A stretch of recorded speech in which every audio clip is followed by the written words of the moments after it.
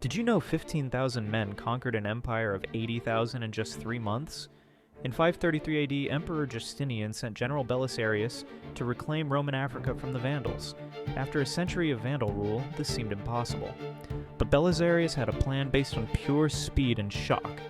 At the Battle of Ad Decimum, he led just 500 cavalry in a desperate charge. The thundering hooves and flashing steel broke the entire Vandal army's spirit. They had never seen such fearless aggression from so few men. Belisarius then used brilliant psychological warfare, convincing Vandal nobles their cause was hopeless.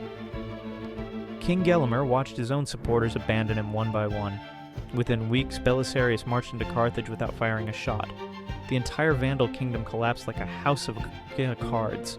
This impossible victory gave Justinian the confidence to attempt reconquering all of Western Europe.